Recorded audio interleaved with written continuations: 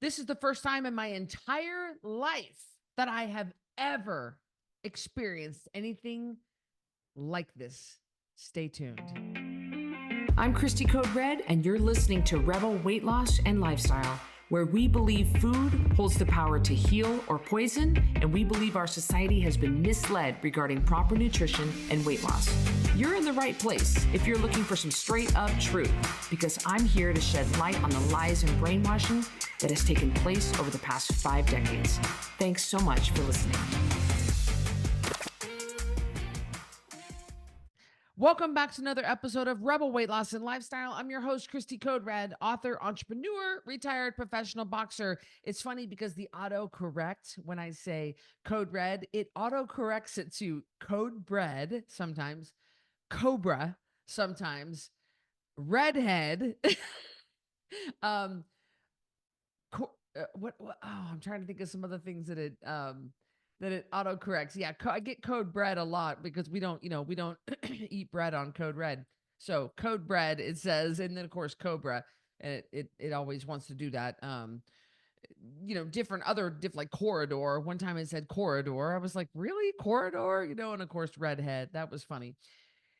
But yeah, hi, welcome back to another episode. I'm so happy that you're here. And today it's a little different. I don't know. I'm coming up on 300 episodes, and uh, I just kind of have a hodgepodge of things, but they all tie into Code Red and living the rebel lifestyle and how that can affect you. And I like to share my life with you.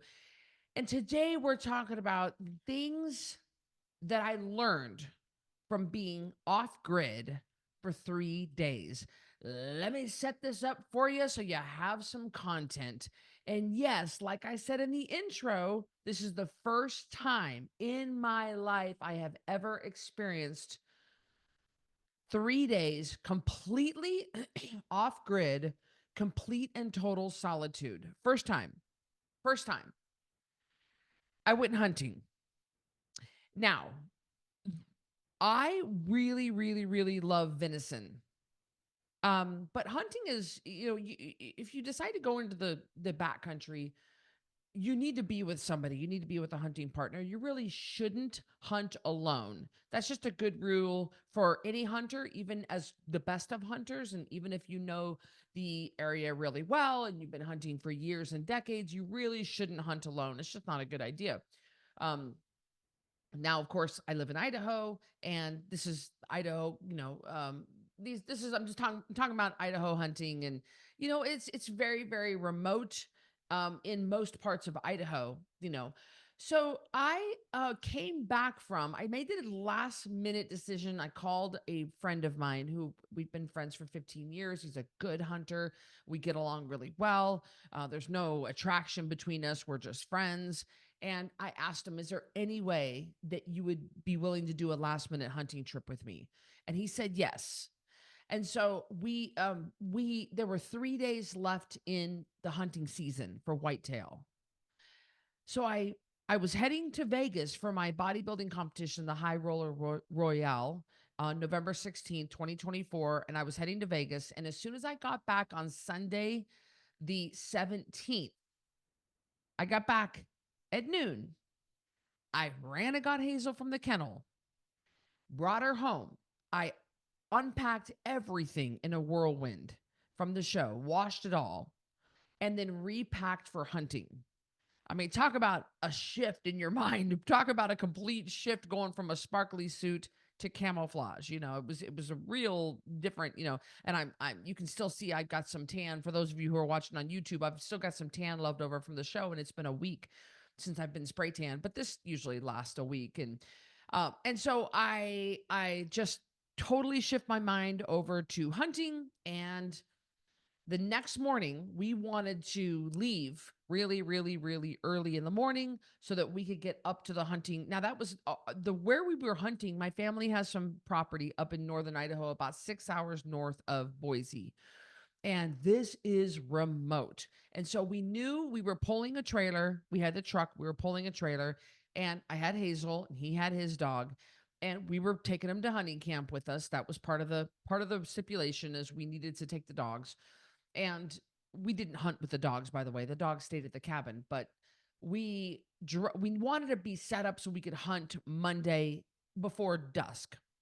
And those of you guys who don't know, you really want to hunt early morning and right before dusk. Dawn and dusk. That's basically the best time to get a whitetail. We don't usually hunt during the day, and so we wanted to get set up. We wanted to hunt Monday night, Tuesday morning, Tuesday night, Wednesday morning, Wednesday night. So we uh I had to get up at 3:30 a.m. Now here I am coming off of a bodybuilding show. Your emotions are running high. I'll do another podcast about the show and kind of how I handle coming down from a show. And we're switching right over into hunting. And um it was a 6-hour drive. And so I got up at 3:30 a.m. to go for a run with Hazel because I knew she would not be able to sit in a truck or she'd be uncomfortable and she'd bug me and stuff for 6 hours if she didn't first have a 3-mile run, something to get the wigglies out. And she did great, by the way. So we got up at 3:30 and we did a 3-mile run downtown Boise. And then I had to clean my way out of the condo and leave it pristine because my condo at the time, right now in November of 2024, is for sale. And at any moment's notice, someone could want to come and look at it. So it has to be ready to be shown and it has to be in pristine condition all the time. And I mean pristine. And I live clean and I'm a minimalist, so I don't have clutter. But it's beyond that. I mean, to leave your house, and we're talking about a high-end condo with high-end people coming to see it. So you can't get away. There is no room for error. Not at this level, I learned. Not at this level. So this place has got to be just spit polished and pristine when I leave. And it'd be one thing if I could just grab my stuff and leave, and I had and I kind of had crap thrown everywhere, or laundry half done, dishes in the sink, like that was fine. I also had to pack my own food, prepare all my own food, because when you come off of a bodybuilding show, you still have to eat according to the macros. It's like you're still in prep. You just act like you're still in prep. So I still had to hit my macros. So although we brought our own food, part of the agreement was he brought all the food. I still had to bring, I knew he wasn't hitting on my macros. So still had to bring extra food. And then I had to bring Hazel's food, and she eats raw as well. So I had to bring her food is frozen, and I had my food. And then I had my food with me that I had to cook and prepare for in the truck during that 6 hours. Cause I know as soon as I finished my coffee, it would be time for meal one. And then I had my supplements and I had my metabolic assist. And there's a lot of things to think about. So I got up at 3:30 to make sure I had enough time before I needed to be at his house at 5:30 to get everything transferred over into the truck, leave my car parked in his garage, and we're off. So I arrived exactly at 5:30 a.m. to his house. So it was a whirlwind to try to get out and about and try to get out on time and then clean my way out of my condo in case for some reason while I was gone, the realtor had somebody who wanted to come look at it. Got in the truck, everything's fine. It's dark, it's early. We got to the cabin, and I knew that this is remote high country and there would be no cell phone service. So, where we were going, we did have a dry cabin, no running water, no electricity, no cell phone service. Nobody's around. It is remote. When I say remote, it is remote. You always want to have a gun on you. Not just your rifle for hunting. You want to have a sidearm on you all the time. You want to be prepared. You just want to be prepared. So I had all my warm clothes. I had different clothes for, I knew it had snowed, but I knew it was going to rain. So I had different clothes for different reasons, different shoes, plenty of socks. And we arrived. We arrived no problem. It had snowed 6 inches. It was 6 inches of snow on the ground when we got there. And then it had snowed 6 more inches the next day. As soon as we left Boise, I went ahead. I told my staff, I'm going to be completely out of pocket with zero contact with any human being other than my heart and my hunting partner for 3 full days. So, whatever we need to do, we need to make sure it's done before I leave. And then you're just going to need to handle it when I leave. And social media, everything's just going to have to just do without me, and of course the world doesn't end. The world just keeps spinning. The world keeps going. Nobody even knows you're gone, really. Nobody even knows you're gone, really. That's the reality of things. The world just keeps on moving. So my absence did not make a difference. It just didn't. As much as a person wants to think that they matter, I mean, I know I'm sounding a little bit cynical, but really, it doesn't matter. If you think the singer Prince, when he died, 2 days of coverage for one of the greatest singers that we have ever had come through our many generations, singers, songwriters, performers. He got 2 days of press and people forgot him. So it's amazing how quickly a person is forgotten. That's why you just want to live your life on your own terms. Don't live your life for other people because they just don't remember you. And my absence was not felt. It just wasn't. I mean, I don't think it was. And I just picked up where I left off when I got home.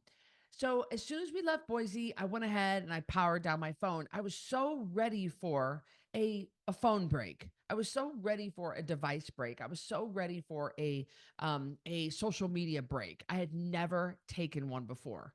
I had never taken. Remember, I've had my company 10 years and I have never taken a break from any of it. I've taken little mini breaks, and I have taken breaks where I've gone down to Canyon Ranch down in Tucson. I've been there 11 times, and there are no cell phones that are allowed outside your room. So they have it because it's a high celebrity. Like one time I was there with Tim Cook. I've been there twice with the singer Pink. And there's just no cell phones allowed out of your room. You cannot have a cell phone on the premises, on the property, because they're protecting the celebrities and protecting everybody, and they just want you to completely relax. But I was still not. I didn't get a full on break. I still had to work early mornings, late at night. I still checked in. So this was the first time. So I powered my phone down when we left Boise, and it was like, ah. And we got there. We took off. We got there, no problems. The roads were pretty nasty, but we took our time. Trailer pulled fine. We had to put it in 4-wheel drive, and it was a little sketch. It was a little sketch because it's pretty rough up there, you know. But we got there, no problem. And I prayed, I prayed the hand of protection over the truck, over the trailer, over the dogs, over us. And we got there and we set up. We took us a little while to set up hunting camp and get everything unpacked and get everything set up. Got a fire going. And this is the dry cabin small. There is an outhouse. This was specifically put up by my family for this exact reason. There's some wood. The wood stove is little, and there are some lanterns. We brought some lanterns, some oil lanterns, and we brought our food. We kept them in a cooler outside. It was cold, and so they stayed cold. And we set up, so I spent 3 full days at hunting camp. Just my hunting partner, who's a dear friend of mine, I get along great with, zero problems with him, and our 2 dogs. And it was the most spectacular thing that I've ever gone through. It was incredible. I've never had complete and total solitude. And we weren't together. My hunting partner and I weren't together as much as you would think. What we did, we hunted early morning, we hunted dawn and dusk. And then during the day, when we knew the deer were bedded down somewhere and they weren't active and really just no sense of going out there wasting your energy, we just stayed in the dry cabin with our dogs and read I read. I read a book. The last time I read a book, I did get up early morning before, long before daylight, and I took the dogs for a run. I did a 3-mile run in a foot of snow with snow boots on, with a headlamp in the pitch dark. Yes, I did. Because I still had to get in my exercise. And I realize a lot of you guys think that hunting is exercise. Elk hunting is exercise, but whitetail, not so much. We really just set up in deer stands and we sat and, waited for the deer to come by, or went to places where we knew we had seen deer in the past, or we had maybe seen some tracks, and we set up. Whitetail is difficult to hunt. They really are. They're just difficult deer to hunt, and they're fast. They're they're stealthy. They're hard to hunt. And so there's not a lot of movement, and you want to just and be careful. There's a lot of fat hunters out there because a lot of you guys are hunters, and a lot of you guys think, well, I'm burning calories. Like, you're not burning as much as you think you are, Karen. All right. Don't give me that, because you wouldn't be 60 pounds overweight. So I knew I wasn't burning as much. I still needed to get in my exercise. I still needed to get in my steps. The dog still needed to get exercise. And during the course of the 3 days, and it's kind of the routine that we had for 3 full days until season closed, until late Wednesday night, I learned a lot about myself, and I want to share with you the things I learned about myself with 3 days of solitude. The first thing is I realized I'm actually a lot more patient than I gave myself credit for. Now, those of you who work for me, you probably are like rolling your eyes and laughing hysterically, because yes, I am not patient when it comes to to my company and what I expect from team members. I want it, I think they call it, what do you guys call it? Christy time or Christy quick or Christy speed or whatever, whatever you guys call it. I want things when I want things, and I want things right now. You guys buy products from me, and you buy services from me, and you expect it to be delivered instantly. I expect team members for Code Red and staff to deliver things in a timely manner. I want return on emails. I absolutely, it's a non-negotiable to not email me back. It's a non-negotiable. If you work for Code Red, it's a non-negotiable. That will get you fired if I do not hear back from you. I have to hear something back. You have to acknowledge my communication. And I'm not an over communicator. And I do not micromanage my staff. But one thing is, like, look, you've got 24 hours to get back to me, and then you're fired. I just can't tolerate people who do not communicate with me, especially as very little as I communicate and expect from the staff. The staff, they're able to work when they want. They make up their own hours. They work when it's right for them. They swap shifts a lot. I do not micromanage the staff. And so you guys might all be like, Christy's patient. Maybe no, maybe I do have my rules. I do have my expectations for my company and for my employees and for the products and the services that we deliver to our rebels. But me as a person, I'm actually very patient. I did not go stir crazy. I wasn't like pacing the dry cabin. I wasn't always going out for a walk. I was able to sit quietly just with my thoughts. And I didn't I just didn't I didn't get anxious. I didn't get antsy. I didn't fidget. I'm not a fidgeter. I sat quietly with Hazel laying next to me and just sat. I laid on my bunk, or I sat in a chair and looked out the window and watched the snow. That's that was surprising to me. I didn't know I had it in me. I didn't know I was so patient. Just sat, and I would just be. And that was cool. That was really cool. The next thing, speaking of thoughts, that I noticed was what I thought about wasn't what I thought that I was going to think about. The things on my mind during these 3 days of solitude, um, it was surprising. I didn't think about certain people that I that seem to be on my mind in my regular life. There's a guy that I showed interest in here a couple of months ago, and I think about him once in a while, but I don't think about things. Kind of fizzled out between us, and I don't think about him as much as I did before. And I thought, wow, when I'm alone with my thoughts, I'm probably going to think about him. I didn't think about him once. In fact, I didn't think about guys at all. And I really want a boyfriend. I really want to find my person. I do. And I didn't think about that. It's interesting. Another thing is what I where my mind wandered, what it was just surprising to me where my mind wandered. And also, a lot of times my mind was completely blank. I know, totally and completely blank. Like, blank. I didn't think about funnels. I didn't think about money. I didn't think about profit margins. I didn't think about revenue. I didn't think about, Any of the stuff that plagues my everyday thoughts, my mind just did not go there. I guess because I realized there was nothing I could do to even change anything. So why even bother thinking about it? I didn't have a pen and paper. That's always usually when I sit and try to brainstorm ideas for Code Red, I've got to have a pen and paper because I just start making lists and things that kind of make sense to me and direction I want to go and different stuff like that. My mind just was blank, completely blank. My family members, I didn't think about them like I thought I was going to. I didn't wonder what they were doing. I didn't think about my sisters. I didn't think about my folks. I just didn't. I will tell you I did think about my folks a little bit because I was on our family property. And I that's my family has been in my family over 40 years.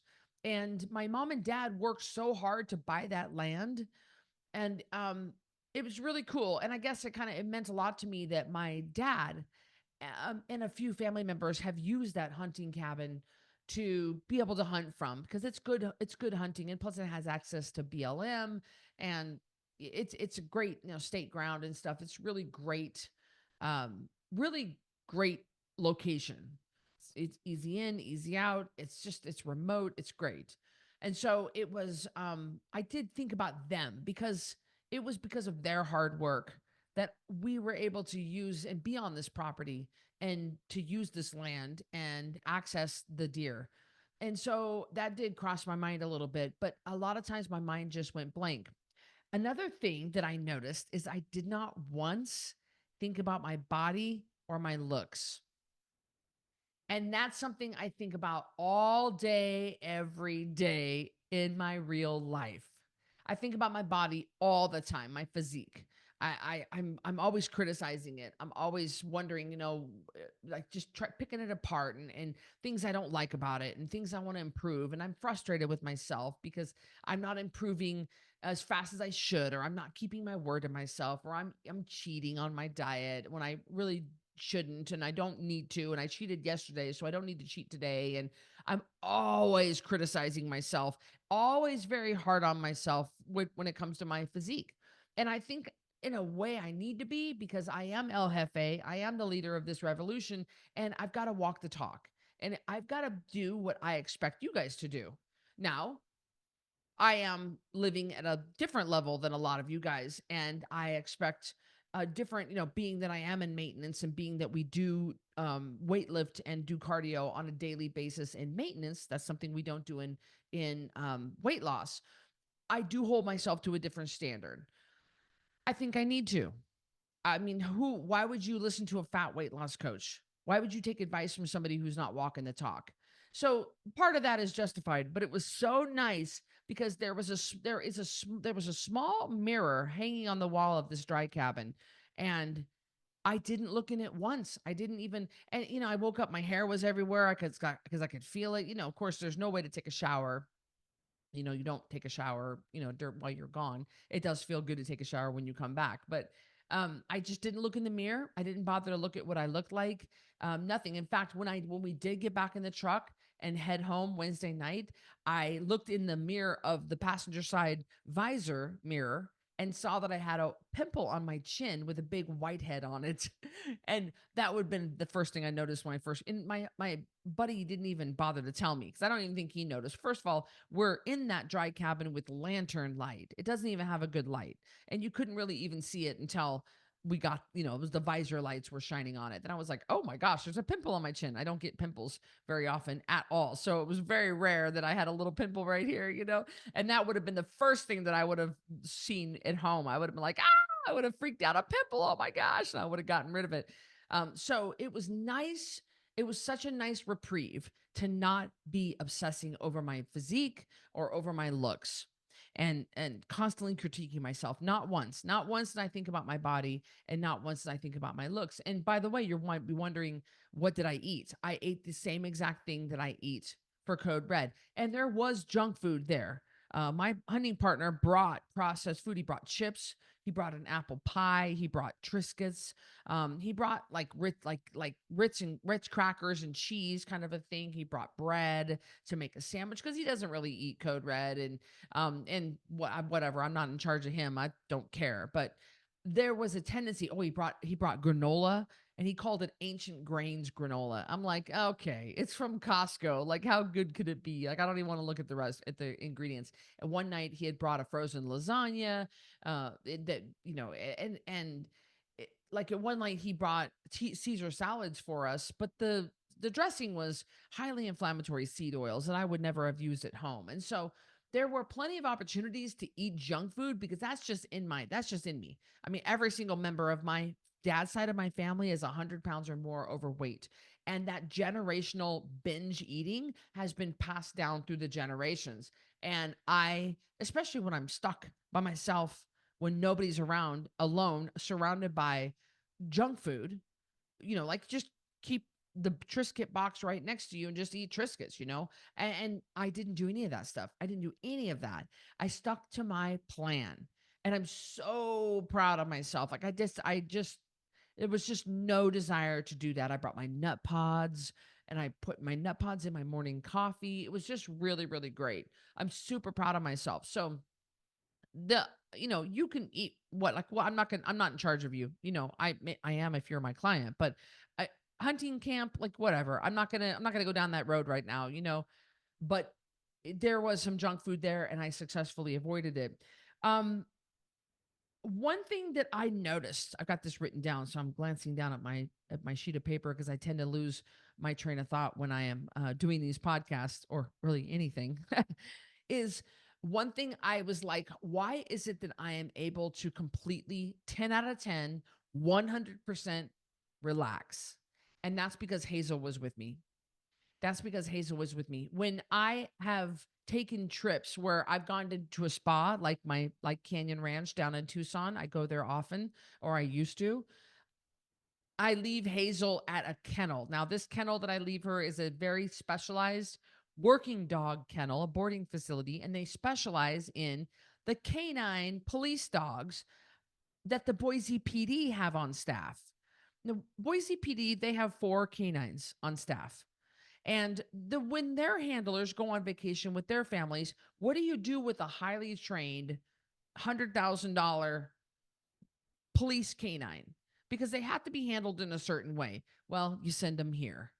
And I found that out because I contacted Boise PD and they told me. And so, because Hazel is the same breed as them, now Hazel's very sweet. Those of you guys who've met her, she's only bites on command. Everything she does on command. So Hazel's very, very sweet. She doesn't need to be handled like that. She's a complete love. However, she still has all those characteristics of a Belgian Malinois working dog and needs to be handled correctly. And they are escaped artists. You guys know that. So this is a specialized kennel that will board her correctly. They don't mix the dogs together. You pay extra if you want your dog to have some playtime, and I do every time. But and she doesn't like it there. Whenever we pull up, she starts to shake violently, and it breaks my heart. You guys, oh, I hate it, hate it, hate it. But what do you do? The dog is safe. I don't have to worry about her getting out, getting hit by a car. I don't have to worry about somebody staying at my place here. I don't have to worry. There's nobody that I trust. I trust my mom, but I only trust my mom when she keeps Hazel at her house. The problem is my mom just can't handle Hazel. She won't walk her. She won't do the things that Hazel needs. And so Hazel just paces her house. And you have to give a working dog a job and you have to give them adequate exercise. And my mom just won't. And so it's just not fair. It makes my mom miserable, it makes that whole house miserable. My mom has a Great Dane. He's huge and he's a lot of work as well. And you get the two of them together and they could knock over furniture. And it's kind of a mess. So because I had Hazel by my side, and I wasn't worrying about her or thinking about her, that's how I was able to completely 100% 10 out of 10 unplug. 100%. I was completely and totally relaxed. And you might be like, don't you relax during a massage? Not like this. I have never felt relaxation like this before. I have never felt complete and total peace like this before. Never, never. I've never felt this peace. I can't even describe it to you. It's like being in the presence of God or something. It was it was unreal. And a lot of it was because Hazel was by my side and not at a kennel or at my mom's where I worried about her the whole time. Because I would worry, she could get out, she could get into the road. She does not pay attention to the cars. She's always on a leash with me. I just, I can't relax when she's not with me. And because she was with me, oh my gosh, that was the secret sauce for me. That was the secret sauce. It was I've never felt this kind of relaxation before. I've never let my brain, I've never let my soul, I've never let my spirit, I've never let my body completely and totally rest. This was the first time in my life that I have completely and totally rested. And it was spectacular. It was the coolest thing I've ever felt. And when we decided, when hunting season was over, the season had closed, and it was time to go home, I slipped into this dark depression. And I was packing up we were packing up the cabin, and I was just like, I don't want to leave. I don't want to leave. I was not ready to go. I was not ready to leave. I mean, like, look, who wants to poop in an outhouse? Who wants to pee leaning up against the building? Who wants to not take a shower for days? Like, you can't do that. You have to be able to bathe yourself or you'll get a disease or something. You have to be able to, the food runs out, the water runs out, it's pack in, pack out. It's eventually you're going to have to go to town. But I did not want to leave. I could have used at least another 4 days of that.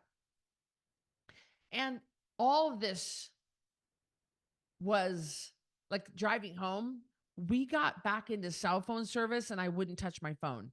I did not want to touch my phone. I was like, nope, I didn't touch it until I mean, it was an additional 6 hours before that we were in cell phone service before I turned my phone back on.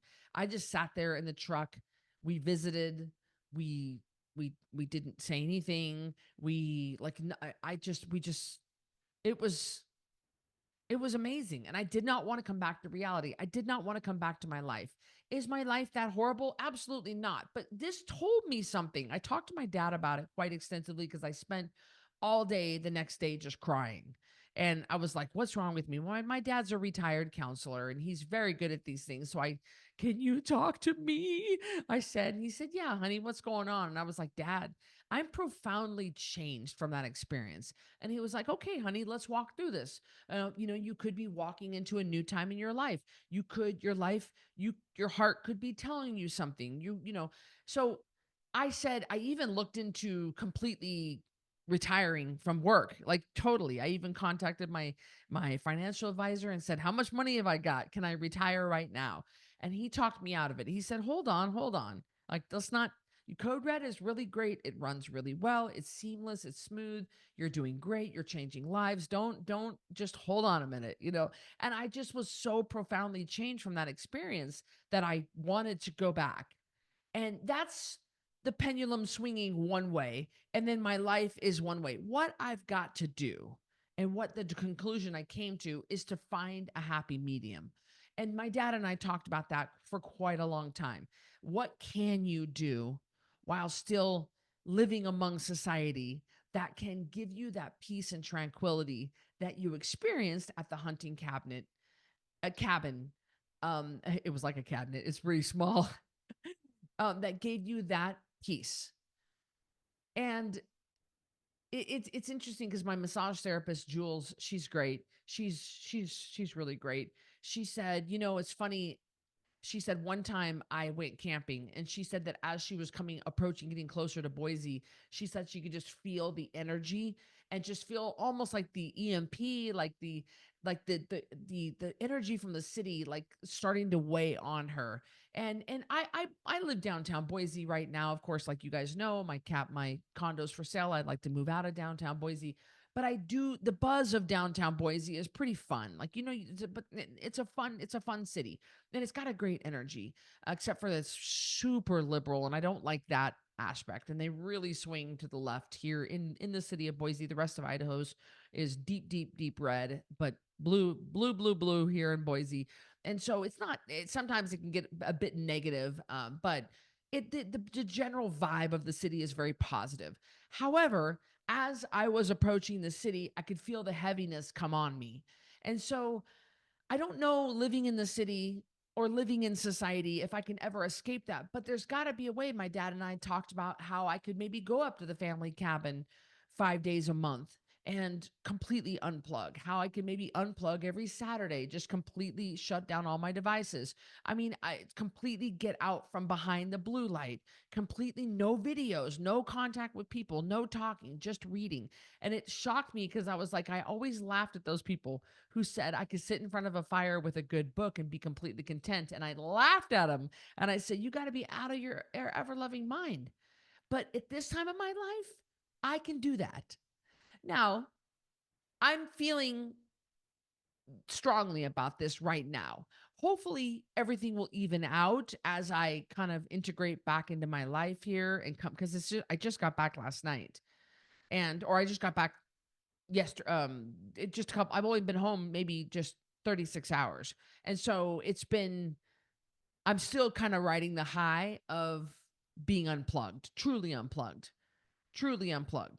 and I'm trying to balance all this out. I'm trying to make sense of it. I'm trying to process all of it and figure out moving forward. I have felt. I have tasted the ray of sunshine. I have seen the other side of this, and I want more of that.